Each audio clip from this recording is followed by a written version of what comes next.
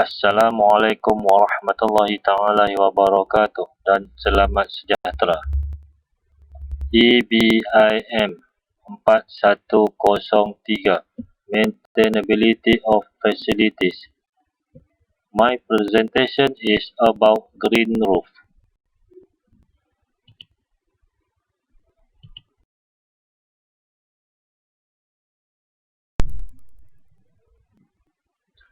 My name is Khairul Anwar bin Muhammad Yusuf. Applied Science, Bachelor of Science in Project and Facility Management with Honors, Semester May 2020.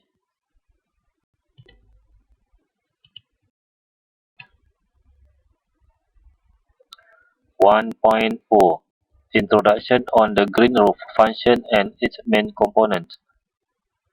One benefit of having a green roof is to protect the base roof membrane against solar radiation, thus lowering its temperature and also minimizing temperature fluctuations.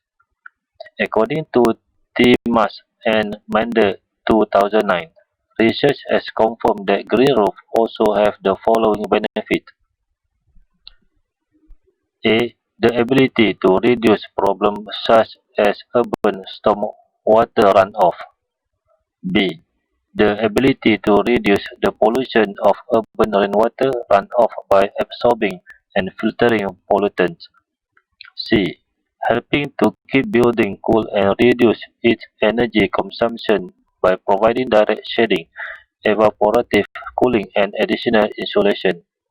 It also helps to improve air quality by catching a number of polluted air particles and gases, including smoke.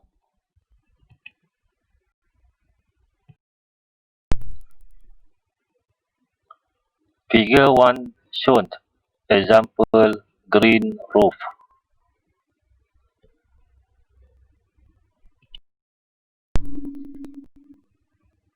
Green roof consists of the following main layers. A. A waterproofing membrane. B. A drainage layer. C. A filter membrane. D. A substrate layer and plants.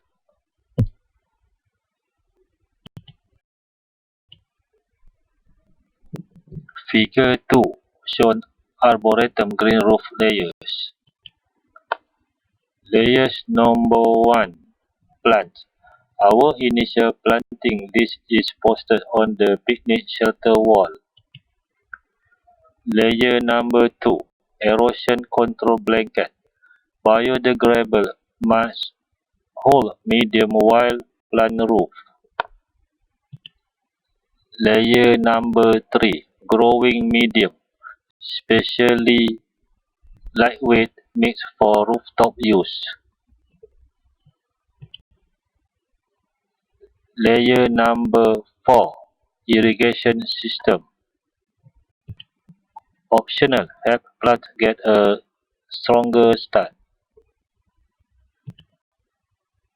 Layer number 5. Stabilization mat. Because the green roof is steeper than most. Layer number 6. Filter fabric. Keep small particles from clogging drainage. Layer number 7.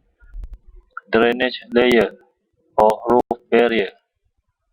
Perforated dimple plastic sheet store rainwater and prevent root growth into waterproofing. Layer number 8. Waterproofing membrane. Layer number 9. Substrate. Plywood covered with gypsum roof board.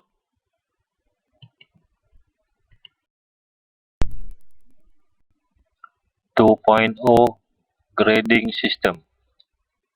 Most environmental assessment methods exhibit a combination of simple to chronologically complex scale and scope of grading system, which cover from prescriptive to performance-based grading of design guideline to environment and impact assessment. ETL 2001.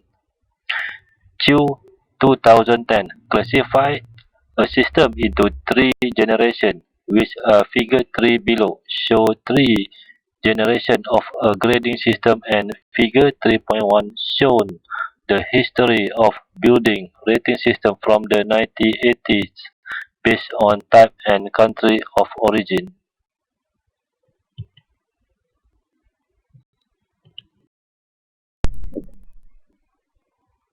Figure 3.0 shown three generation of grading system. First generation, nominal based on pass and fail certification. Second generation, given simple additive. Third generation, uses weight additive, and others.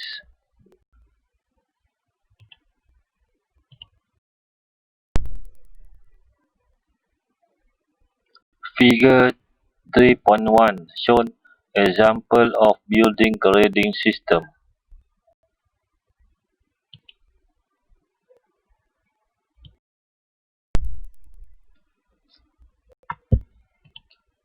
Two point one GBI Green Building Index. The Green Building Index is an environmental rating system for buildings developed by PAM, Pertubuhan Arkitek Malaysia, or Malaysian Institute of Architects, and ACEM, the Association of Consulting Engineers Malaysia.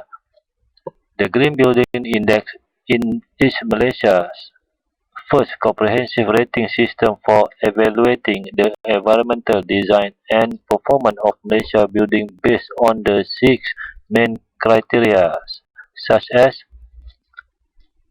energy efficiency, indoor environment quality, sustainable site planning and management, materials and resources, water efficiency, innovation.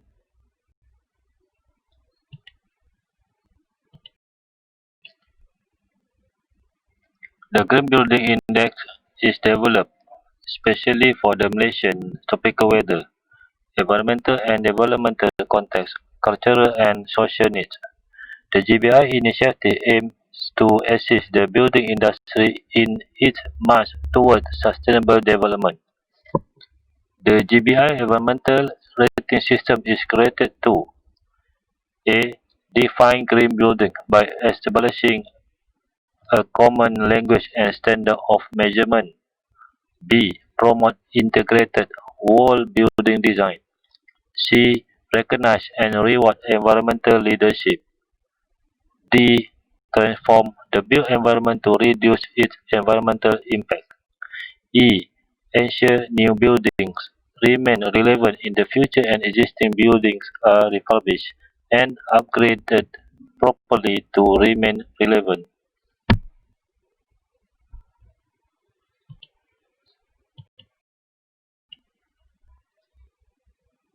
2.2 Building Research Establishment Environmental Assessment Method BREEAM.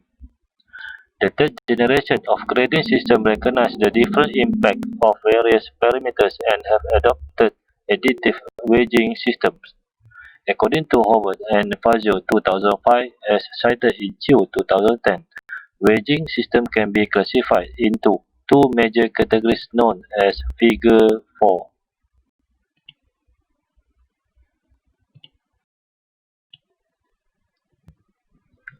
Figure 4 showed two major categories of the weighting system. Top major category of the weighting system: pre-weight credit and weighing after scoring.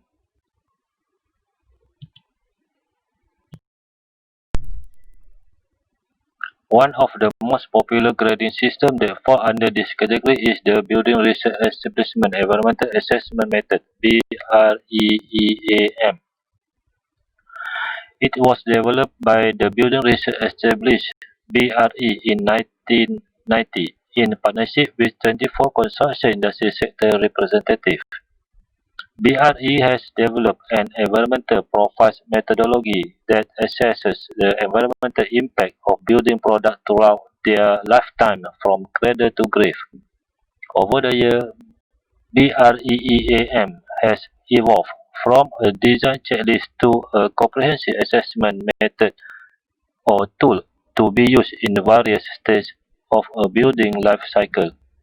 It takes into account building materials, energy, transportation links, ecology and land use, and the health and well-being of individuals.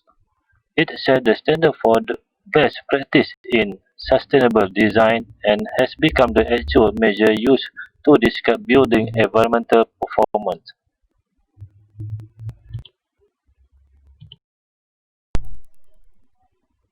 BREEAM addresses wide-ranging environmental and sustainability issues and enables developers and designers to prove the environmental credentials of their building to planners and clients.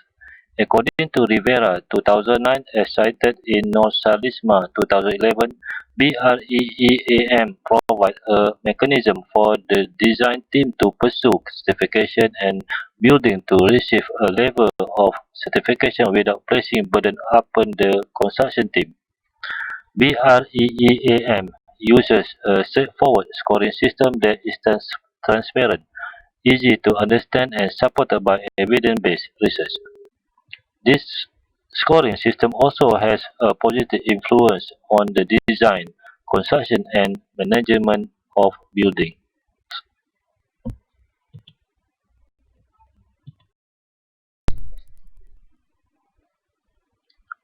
BREEAM awards points or credits and group the environmental impact that relate to the project into the following section. BRE Global Limited 2009 such as A. Energy. Operational energy and carbon dioxide CO2 considered for renewable energy and possible alternative of energy to use. B. Management. Management policy, commissioning, site management and procurement. C. Health and well-being, indoor and external issues. And D. Pollution, external air and water pollution.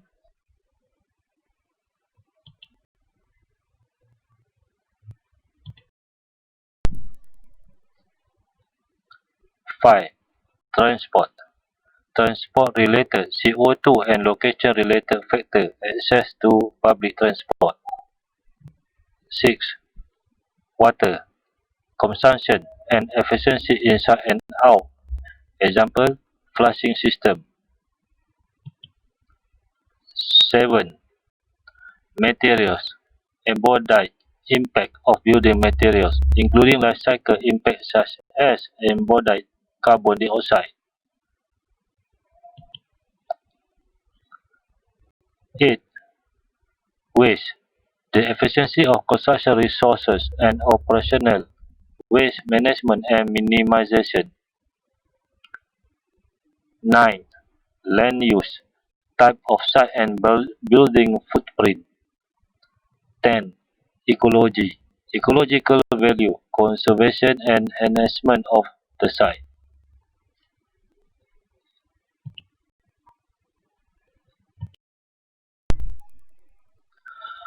So, the total number of points or credit gained in each section is multiplied by an environmental weighting factor that takes into account to the relative importance of each section.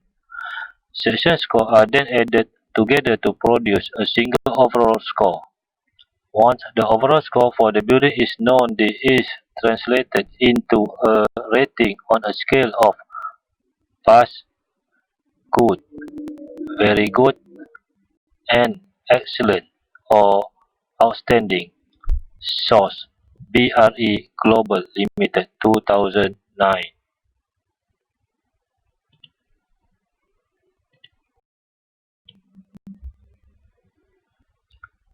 2.3 Leadership in Energy and Environmental Design (LEED).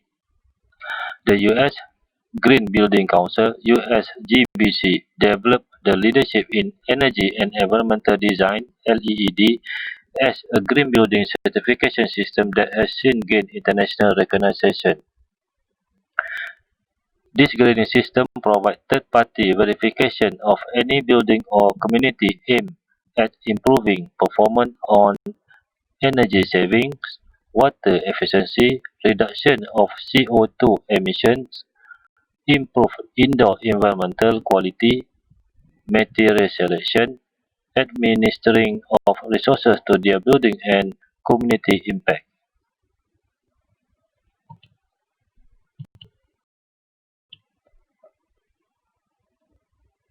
In terms of credit weighting, the allocation of points is based on the potential environmental impact and human benefit. The impacts are defined as the environmental or human effect of the design, construction, operation, and maintenance of the building, including greenhouse gas emissions, fossil fuel use, toxins, air and water pollutants, and indoor environmental conditions. Nosalima, 2011.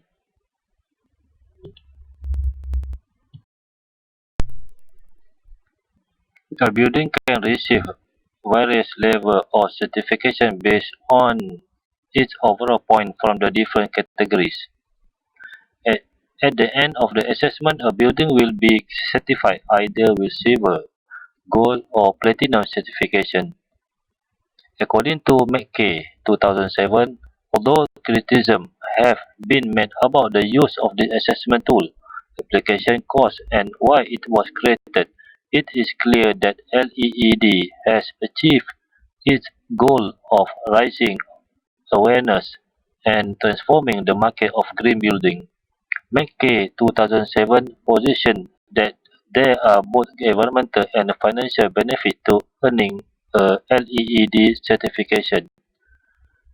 Please refer to Figure 5.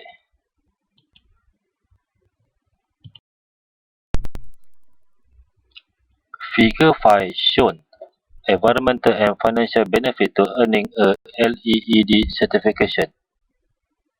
Number 1. The benefit is lower operating costs and increased asset value.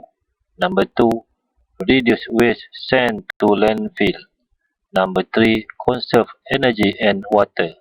Number 4. Healthy and safety for occupants. Number 5. Reduce harmful greenhouse gas emissions.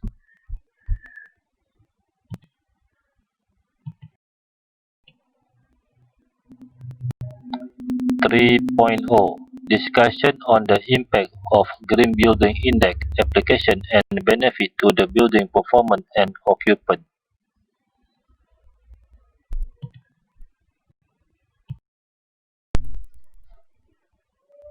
A green building focuses on increasing the efficiency of resources used, energy, water, and materials, while reducing building impact on human health and the environment during the building life cycle throughout better setting, design, construction, operation, maintenance, and removal.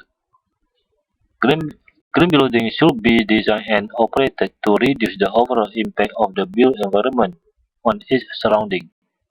According to the GBI website, http://www.greenbuildingindex.org, the assessment of the building under the GBI rating system is based on 6 main criteria as follows.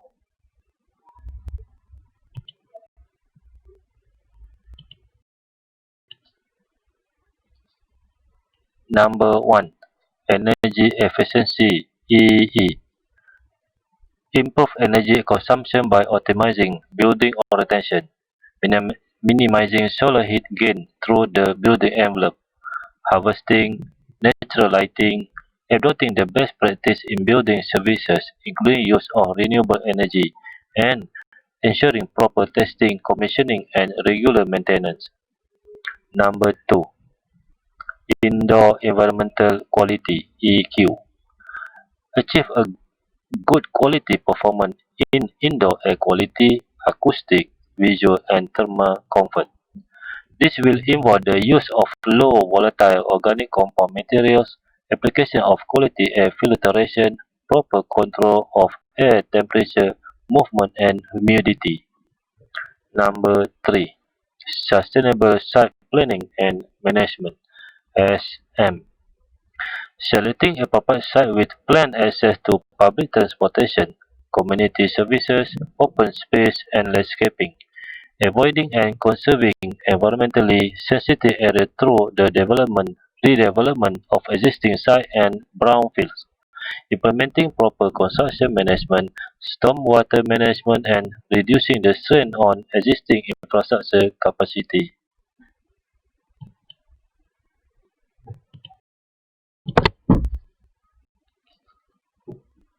Number 4. Materials and Resources (MR). Promote the use of environment-friendly material sourced from sustainable sources and recycling. Implement proper construction waste management with storage, collection and reuse of recyclable and construction formwork and waste. Number 5. Water efficiency (WE). Rainwater harvesting, water recycling and water saving fittings. Number 6. Innovation (IN).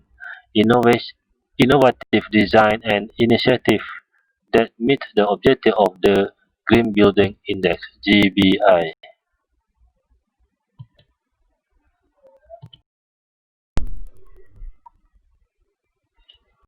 For each of the criteria, the maximum score points have been determined for them. Under the energy efficiency criteria, the maximum score point that can be awarded to the building is 23 points, then followed by the indoor environmental quality by 11 points, the sustainable site planning and management by 39 points, the material and resources by 9 points, the water efficiency by 12 points, and lastly the innovation by 6 points, which make the total score point is 100 points. It can be seen that the sustainable site planning and management hold the highest maximum score point. Most probably, this criterion has greater impact to the building design as compared to the rest. Green Building Index (GBI) tool is used to validate environmental initiatives. So, below are the tools used in Green Building Index assessment criteria.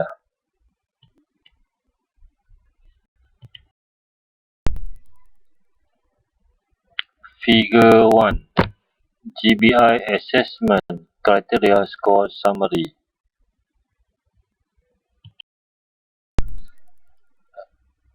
Figure 2. GBI Assessment Criteria Score Summary.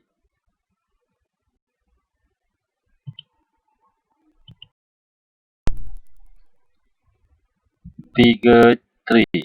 GBI Assessment Criteria Score Summary.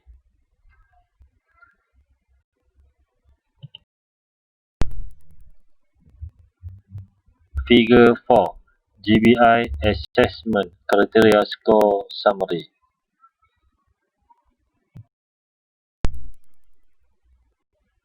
Figure 5. GBI Assessment Criteria Score Summary. Figure 6. GBI Assessment Criteria Score Summary.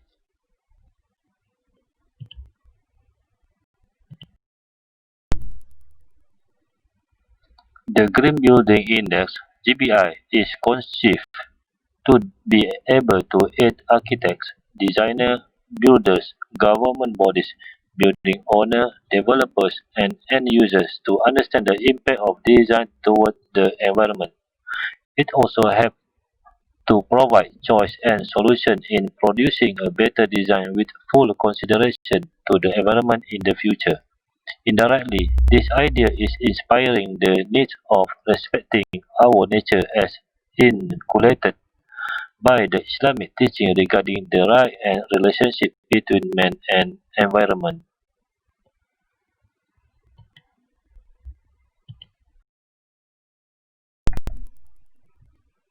Sekian, terima kasih.